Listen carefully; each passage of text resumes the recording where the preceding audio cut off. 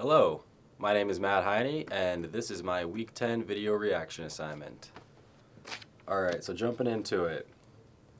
How easy or difficult was it to discover what you can and cannot do with the materials once you purchase them? So, after just kind of, growing up living in this technology age and with iTunes and iPods and buying music and YouTube and all this, it's hits kind of close to home as far as like what you can and can't do. I grew up where LimeWire was a thing, and you go online and you find a link to a song that you liked, you click download, and boom, you got the song instantly. And it was cheaper than going on iTunes and buying the song. And then once you had the LimeWire song as well, you were able to do whatever you wanted with it, kind of thing. Post a link for friends, or share it to the world with no repercussions and not really any tracking. I guess it could track you, but so many people doing it, they're not going to.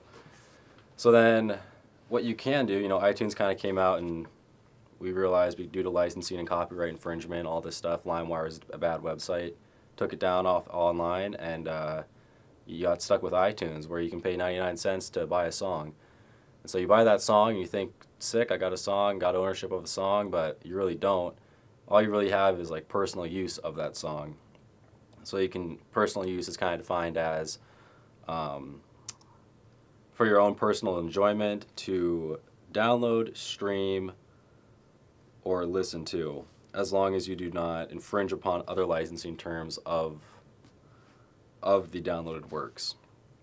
So essentially what that's saying is you can purchase the song, and that gives you access to the song so that you can then download and take with you somewhere, but it doesn't give you the power to go out and, let's say, once you purchase the song, post the link online for someone else to just copy and paste and re-download the link without having to pay anything for it. That is not allowed. I feel like that's kind of why the LimeWire website got shut down, and a bunch of other music sharing websites for that reason. And it's because they weren't following the licensing agreements set forth by the individual song or the content creator who created the content in the first place. So when you download a song or you buy it off of iTunes, for example, you kind of exclusively have the right for your own personal use, and no reproduction or derivative works to make money off of it. Okay, what can you do with materials that you don't download?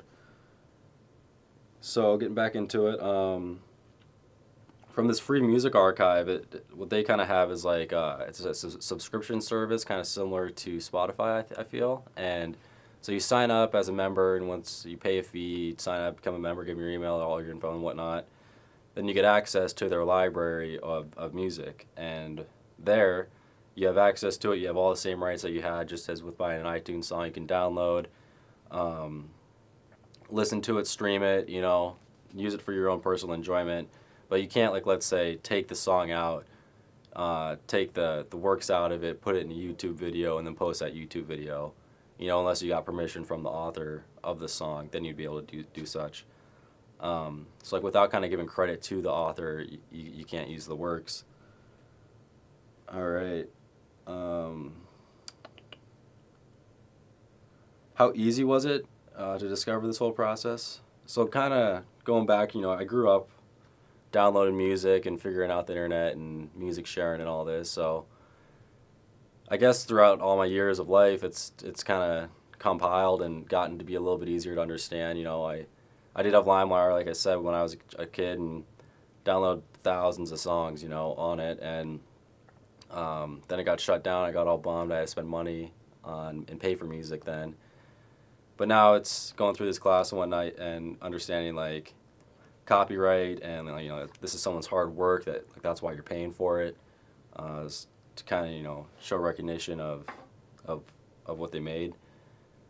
And so it was kind of easy for me to understand. Yeah, so going on to question number 4, how would I balance the needs of consumers with that of content creators and a EULA for a hypothetical music service that I plan on making available to the public?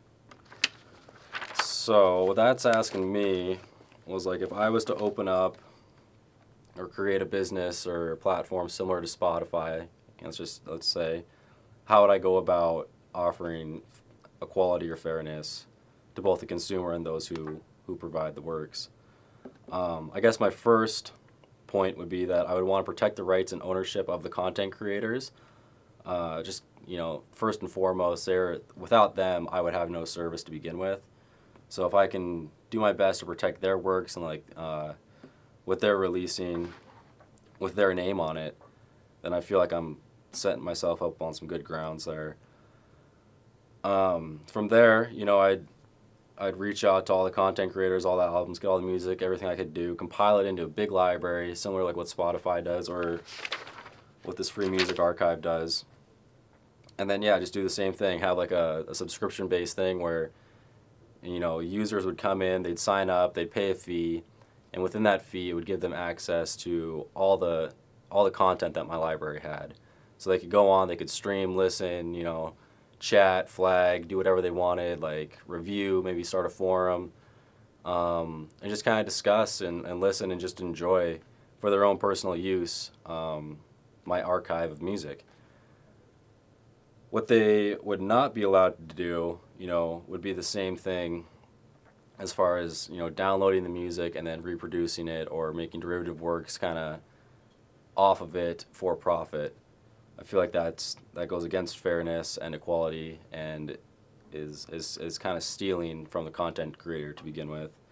And it all kind of comes back to the content creator, because without them, we wouldn't even have the works to begin with. So you need to really protect the rights and the ownership of the content creators while still providing a service to the mass public there. I guess another thing that I would thought would be kind of cool would be like, you could have just a basic, you know, let's say like $10 service. You sign up and you get access to this archive for your own personal enjoyment. But then, like, let's say like you're a YouTube content creator and you make YouTube videos for a living, and to spice them up, you want to like add some music to it. So then for that, you know, instead of going through all these hoops and reaching out to licensees and copyright holders to go about seeing if you can use their work in your YouTube videos, I would try and make another subscription service or like with like a higher fee, so you could buy into it. It would be a higher fee than what everyone else would be paying for, but it would also give you the right to download and then kind of reuse the music. So you could put it in like a YouTube video, and you know, they would still credit the artist, but you'd also have access and rights to use it. To do this, you know, I would have personally being like the creator of the archive, I would probably have to reach out to a bunch of artists and content creators, you know, to get their permission and verify that this was going to be all right with them before going forward and offering that type of service. And then from the funds derived out of the higher subscription fee, percentage of that would then be paid to this group of individuals who allows for their works to be used in such a manner. Along with all my downloads, I was also thinking, so with every single download that you download for the website, like let's say you want to download a song and have it on your iPod for a later date. If it came from my website, I would attach some source data, some metadata to it that would kind of just be like a credit sheet for the song. So it would say like where it came from, the subscription service it came from, who the publishing author was, and like where the works was derived from. That way I'd feel like at least a credit or, you know, like some kind of tracer history would always be attached to the file. That way, if it was used for any malpractice, there would be some way to kind of derive where it came from and trace it all back. So that should do it for my video reaction assignment for the Unit 10 materials. Yeah, that's it. Thanks.